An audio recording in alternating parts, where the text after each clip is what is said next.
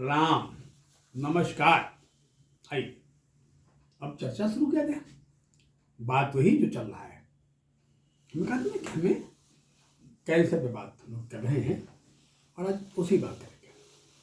पिछले एपिसोड में हमने बात किया था कि हमारे इंटेस्टाइन में कैंसर कैसे होता है। आंतों की बात हुई थी ना। आज हम बात करेंगे कि हमें ब्लड कैंसर कैसे होता है बात। ये प्रॉब्लम हमारे बोन मैरो में होता है। इसके बहुत सारे रूप हैं। लेकेमिया, थैलेसीमिया तो कैंसर में नहीं आता है, वो तो एक जेनेटिक डिसऑर्डर है, उस पर चर्चा करेंगे हम। माइलोमा, डिफरेंट नाम। ब्लड कैंसर आइए हम बात करेंगे। बड़ा इंपॉर्टेंट है। खून बहुत महत्वपूर्ण है, चाहे वो आरबीसी हो चाहे डब्ल्यूबीसी हो। पर ये होता कैसे, क्यों होता है, क्या कारण है, पहले से मालूम हो जाता तो उसमें क्या निदान करना चाहिए। आइए उसके पहले आज की बात कर लिया जाए। हम लोग आज की बात कर रहे थे तो आज है माघ का पहला दिन, माघ शुक्ल पक्ष प्रतिपदा, यानी पुष का अंतिम दिन था। माघ अमावस्या कल खत्म हो गया, बोनी अमावस्या आई बात। वैसे भी माशांत एक अशुभ होता है, कोई भी अंत अशुभ होता है। अंत को हम कभी पॉजिटिव नहीं मानते। तो अब भी देखो यार, हम हमेशा अंत को, नेगेटिव को, अशुभता को मौन होकर सेलिब्रेट करते हैं, मौन धारण करते हैं ना। जब कोई श्रद्धांजलि अर्पित करनी होती है तो हम मौन धारण करते हैं। ये तो बड़ा इंपॉर्टेंट है कि पौष का जो महीना ना, वो 4 नंबर का महीना होता है, 4 को रिक्ता कहते हैं।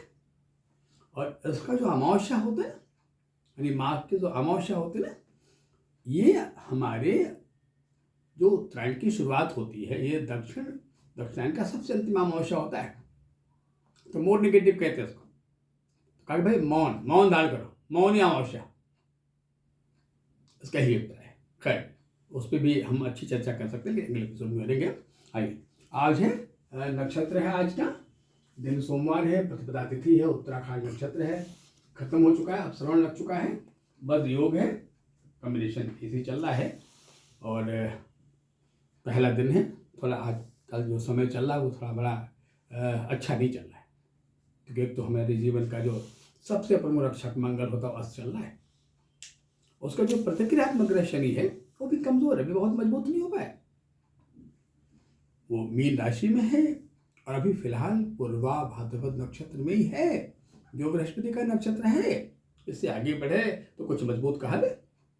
खैर ये रही बात आज की। तो समय बड़ा अनुकूल नहीं है, और मैंने पिछली बार भी कहा था, फिर दोहरा रहा हूँ अपनी बात को, कि खासा ऐसी जगहों पर बड़ा ध्यान देना है जहाँ समूह इकट्ठा हो, चाहे तीर्थाटन हो, कोई सभा गोष्ठी हो, कोई सेलिब्रेशन हो। यात्राओं में भी सावधानी बरतनी है, आवश्यक न हो तो हटा देनी है।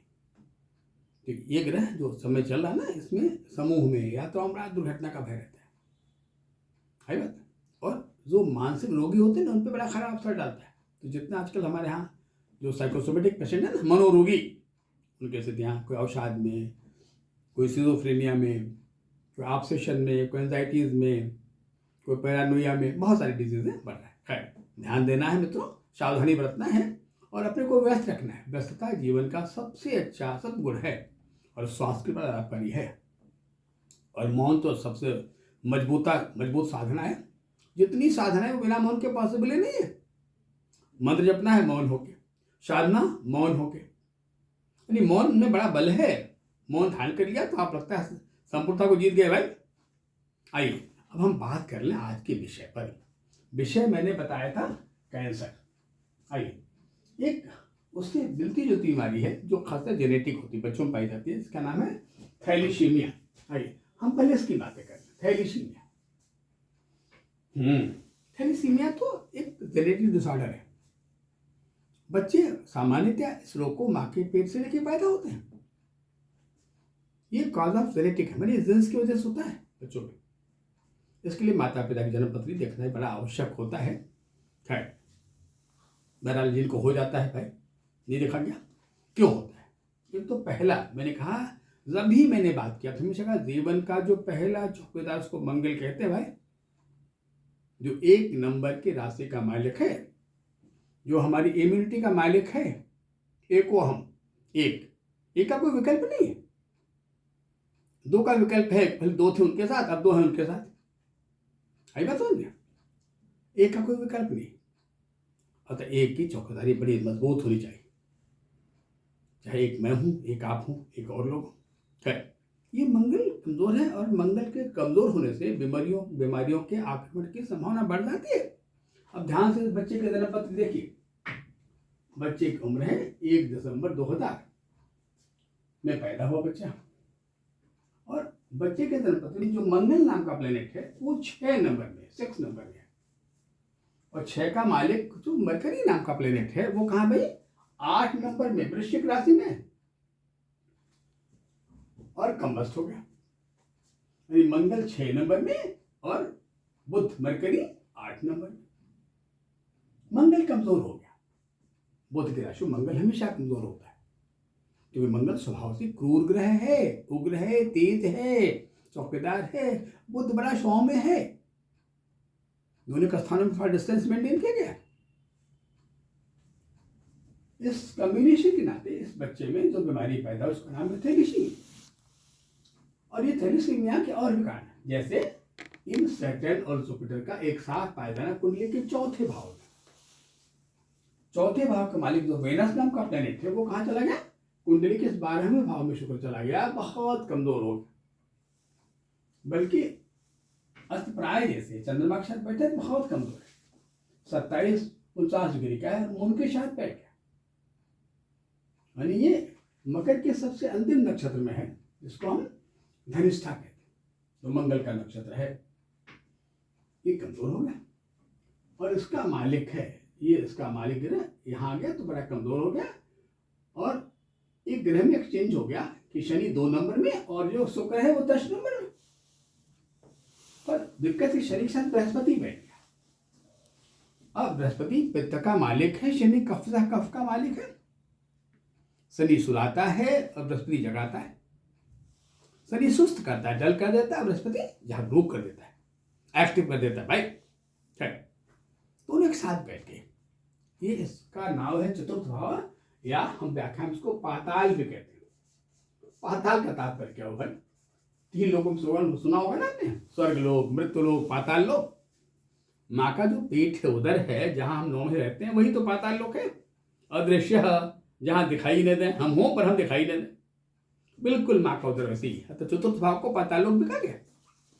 जब यहाँ बैठ गया तो इसका मतलब पाताल लोक की व्यवस्था को गड़बड़ कर दिया, माँ के पेट को गड़बड़ कर दिया।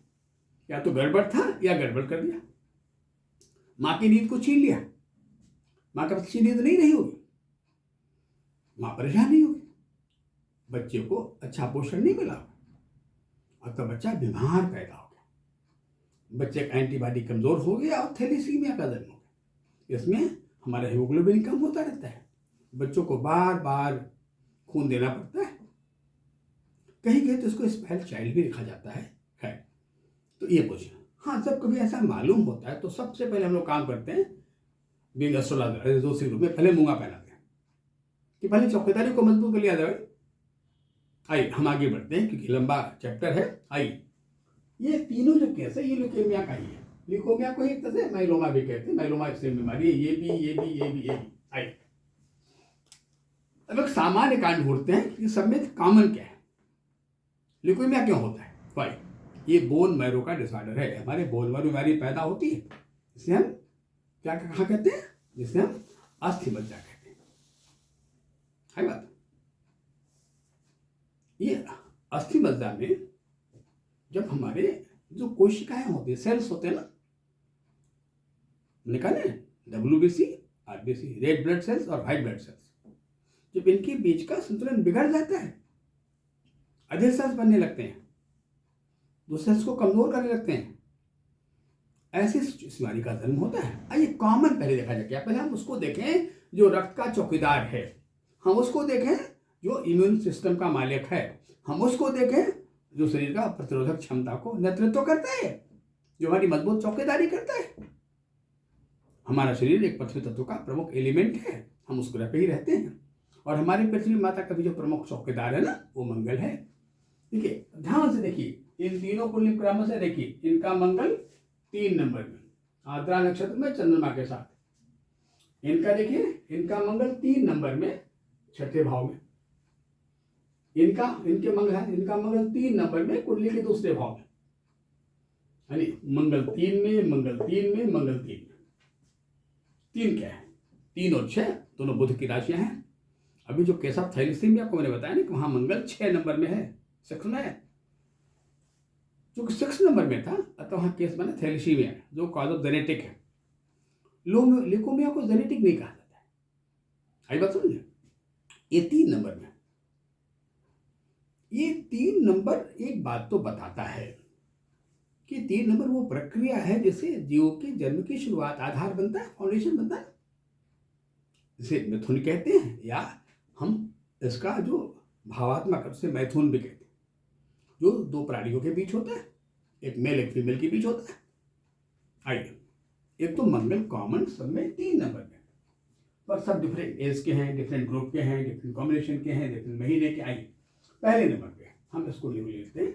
एक बच्चे कुंडली है जिस बच्चे का जन्म हो रहा है 3 अक्टूबर 2007 को।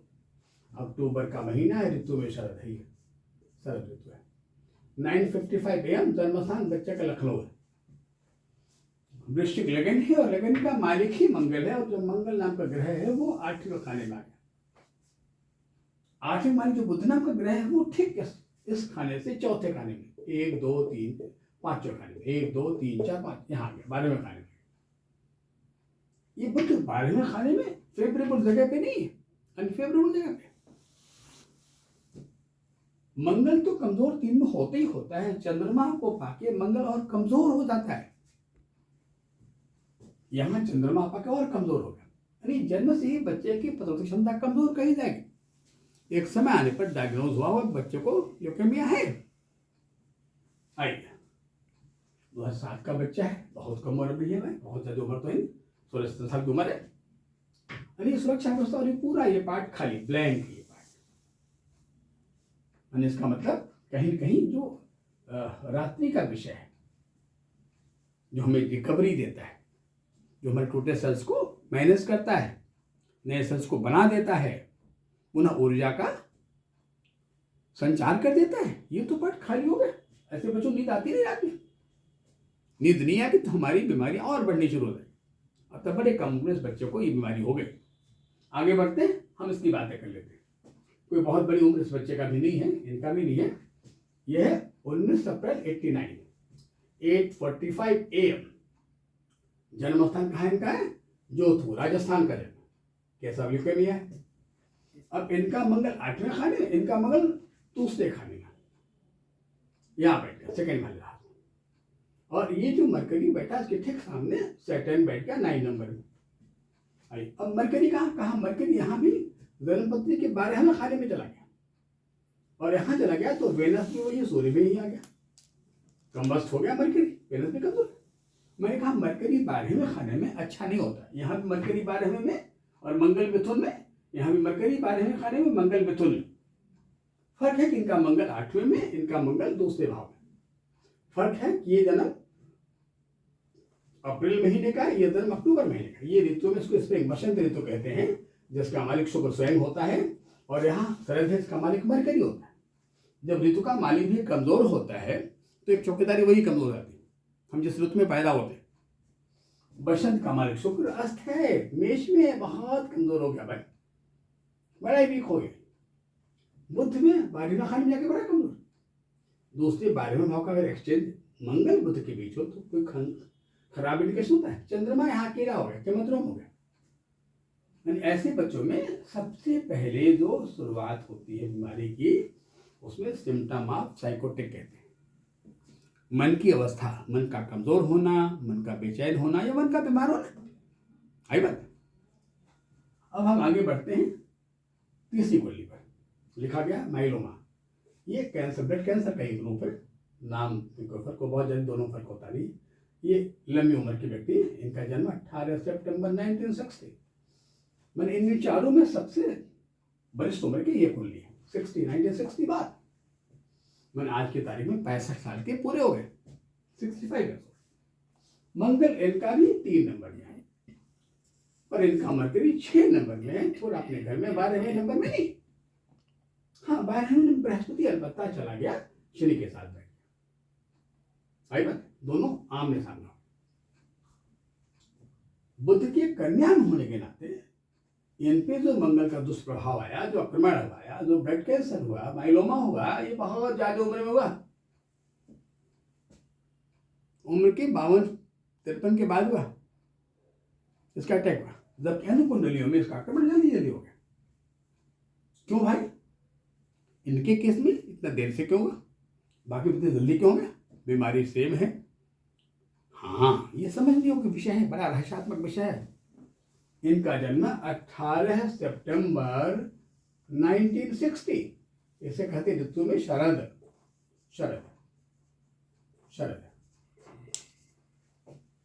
अब शरद का जन्म इनका भी है और शरद का जन्म इनका भी 3 अक्टूबर वाले का भी है, इस बच्चे का भी जो 2007 में पैदा हुआ। इनके कुल जो शरद का मालिक मरकरी नाम का ग्रह है ना, वो कन्या राशि में है। कन्या बुध उच्च का होता है। अतः पहली चीज हो गई कि ऋतु का मालिक मजबूत होने से ऋतु बल मिल गया, जल्दी आक्रमण नहीं हो पाया। हालांकि जीवन परेशान ही रहता है पहले से भी, लेकिन बीमारी जल्दी नहीं अटैक कर पाई। उसके बाद प्रॉब्लम क्या बना, जुपिटर नाम का प्लेनेट यहाँ 12वीं चला गया। इसने क्या किया, ये जब 12 में होता है ना तो 3 काम करता है। एक तो करता है इंसोमेनिया, अनिद्रा, नींद न आना। जब नींद नहीं आता है फिर क्या होता है, हमारे लीवर की फंक्शनिंग अफेक्टेड होती है। नींद न आने से हमारा लीवर फैटी होता है। इवन देन जो एल्कोहलिक बॉडी है या अल्कोहल के लोग हैं, उनका लीवर उतना फैटी उस गति से नहीं होता जितना अनिद्रा में होता है, इंसोमेनिया में होता है, अनिद्रा में। ये बृहस्पति यहाँ धनु बड़ा मजबूत हो गया। धनु को जब इंडिकेट करते हैं तो जहाँ सिंबॉलिक करते हैं इसको, जहाँ हमारा बोन मैरो है, बड़ा केंद्रीय प्लेस है बहुत, ये बहुत बड़ी इंपॉर्टेंट जगह है। 4.5 लाख प्लेक्सस बनते हैं हमारी बॉडी। वो अंदर के चौकीदार होते हैं, सिपाही हैं हमारे, सोल्जर्स हैं। जैसे कोई बाहर का वायरस आया, वायरल आए, दौड़ पड़े सेना लेके लड़। अतः इनका मिनिमम रिक्वायरमेंट हमारी बॉडी में 1.5 लाख होने चाहिए, आई बात है। लेकिन जब किन्हीं कारणों से, किन्हीं संक्रमण से हमारे सिपाही टूट जाते हैं, कमजोर पड़ जाते हैं, कोई बीमारी सिपाहियों हो गए, सिपाही मर गए, सेना बड़ी कमजोर हो गई, तो हमारा रक्षा कवच बड़ा कमजोर हो जाता है, ये वीक हो जाता है। और शनि यहाँ जब बैठ गया तो निश्चित तौर पर सैटर्न जुपिटर के पास बड़ा कमजोर हो जाएगा। जो हमारे गुरु में इसका सबसे अधिक ताकत है, बल है ना, उसका नाम गुरु है। गुरु वाले श्रेष्ठ होते ही भाई, क्या भाई गुरु है, इनको श्रेष्ठ बिठा दो, ऊंचे आसन बैठाओ भाई, गुरु माने श्रेष्ठ होता है। शनि कमजोर हो गया तो यहाँ भी पहले शुरुआत कैसे हुई होगी, अनिद्रा से, और उसे धीरे धीरे धीरे हम इस बीमारी पे बढ़ने शुरू हो जाएंगे। हालांकि इस बीमारी का जो फिजियोलॉजिकल व्याख्या एस्ट्रोलॉजी में और डीप है, पर बड़ा लंबा हो जाएगा, थोड़ा मैं शॉर्ट फॉर्म में कर रहा हूँ। और अभी विषय लंबा है कि different type of the cancers होते हैं, और इसमें चर्चाएं हमें करनी है, पर इस चर्चा को हम आज ही विदा लेते हैं आप लोगों से। अगले एपिसोड में हम इसके और ब्रांचेस की बात करेंगे और क्रम आगे बढ़ाएंगे। तब तक के लिए नमस्कार, प्रणाम।